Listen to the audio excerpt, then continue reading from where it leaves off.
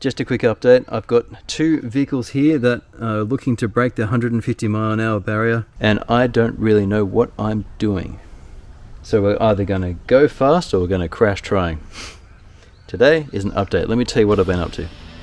Now, I've got two Rlaarlo AK917s. And I've got a few other things here too. I've got a Radio Link radio and a couple of sets of foam wheels. And I've got this list because I've been trying to work out exactly what to do for this speed challenge. You need to get 80 miles an hour for the Rlaarlo speed challenge, and the date for it was 15th of July. That was the deadline. But because a lot of the cars arrived late because of their shipping issues in May and June, the stuff I ordered on the 3rd of May didn't get here till last Friday. So since then I've been madly building. Now you guys have met my alloy version before. Okay, so this is the body. It's been a bit scuffed up now because it's had some track time. This right here is the alloy version. That's the one that had RC-TNT on the bottom there. And what I did was I replaced the ESC with a Copperhead 10, just a temporary thing, and I've got a 3050 motor. I've got a radio link receiver. Now it's all snugly put in there because we're looking at doing speed runs. And I've got another radio link receiver here. I've got the R7FG here and the R8FG there. Alloy. But then I ordered a carbon fiber roller, and that's what I was waiting for. And if you look closely, I've only got one of the two batteries in. There are two batteries that go here. There's a 4290 1500 kV motor. I had to go 1500 instead of a high kV motor simply because it's what I had, and I'm running out of time. Rlaarlo has given us an extra 10 days with the speed run. So that's for those of us who got our stuff late, and they're just keeping that first round open, the 80 mile an hour round. I've got two cars. We've got a bunch of foam wheels that have yet to be trued, but they're good to go as it is now. I've got a Radio Link radio. This is the new RC8X. And Radio Link approached me and said, would I like to check it out? And I said, you bet, send it on over. So that's this, and this thing's beautiful. We've got some cool stuff to show you guys that I haven't seen other people do with this yet. But first we're going to use this for my speed run. And the manual for the Radio Link said 90-degree separation for the antennas. So that's what I did. So what we're going to do is I've got my GPS module on the top, and I was thinking I should put it in the back down here, but we've got it on the top of the body.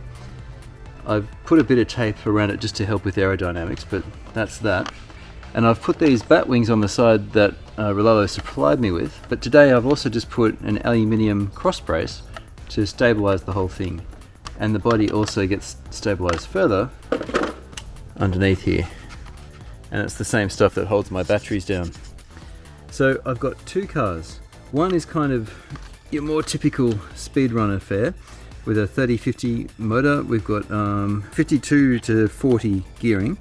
That's 52. I actually put the spur on the motor and the pinion in there, and they're just 48 dot pitch 5mm. So we've got 5240 on that, and that's going to be running 4S eventually when I swap the ESC, but for my testing it's just going to be 3S.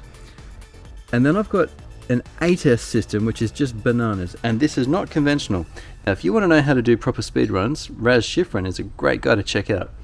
He even did a Rlaarlo recently with one of these guys. Similar situation to me. Radio Link sent him a radio.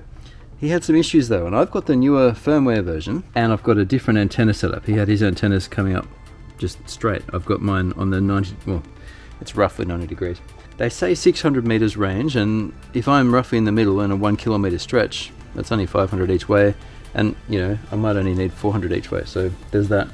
Because I'm just working with what I've got because of my time crunch, there'll be 8S here running through, I feel a bit silly saying this, through a 200 watt max 5 and this massive motor. Now this thing's running 63 to 50, and I've worked out a way where I can fit the pinions onto the shaft, and then I use the spur gear adapter to adapt the spur gears as a pinion on the 5mm output from the motor. I had to allow for voltage sag, and remember I'm also looking at the upper end of speeds here. I'm new to this, I'm not going to do well, but I've geared it conservatively for about 160 mile an hour and about 170 mile an hour, the two systems. Now of course drag and all the rest of it's going to get in the way here, but 166, 174, that's the max speed with both of these motors nearing their 50,000 RPM output, and that's with 68mm foams, not with the 64mm tyres that these come with. Now I have revved these both, 8S and 3, oh no I did it on 4S, and they ballooned but they stuck just fine, so maybe the tyres are up for it, don't know. Anyway, just thought I'd show you what I'm up to at the moment. So I've got my radio, I've got the body sorted, I'm going to use the same body on the two, and all we're waiting for now is a day. This guy is going to be on 8S, and no one that I've seen has put a big motor like this in these cars. I actually had to pick up the entire rear section. Everything is on a 1mm spacer. I had to lift the whole rear up just to fit this motor in here. Again, I'm going for torque and gearing rather than high rotational speed, and that's how we're going to try and attack this. Currently the leaderboard for Rlaarlo is 162 miles an hour, and the second one on that is 150. I'm brand new to this, never done it before. I'm going to learn a bunch, and probably, honestly, I'm going to crash both of these. I've got a lot of spare parts, thanks Rlaarlo. We've got a good radio system, thank you Radiolink. What I might do for this video is just stick some links in the description to show you what I've been up to, because really it's just been scratching my head and trying to work out how on earth I'm going to fit all this in, but I did it. Carbon fiber, it's like a $40 chassis you can buy on its own. That gave me room for two of these big 4S batteries. They fit just fine, and this stuff really holds on well. That's the 3M stuff. We're placing that forward, aren't we? And then I've got a double adapter there. And then we've got 3S, and it's going to be, I'll just use another one of those big 4S batteries sitting there once I replace the ESC. But if not, 3S will still do the trick. So that's what's coming. I'll show you what I've done in the description as far as links and stuff go, but that's what's coming soon. So I can't wait to get these things on the road. We're going to see how fast they go and how far my range is. I'm hoping this little antenna trick I've got here does the job. And then I suppose we're just going to see what we can see. Thanks for watching this little update, guys. I will catch you really soon. Next time you see me, we're going to have these things on the road, and I can't wait. See you then. Links in the description, and so is the like button. Thanks for joining me. Thanks, guys.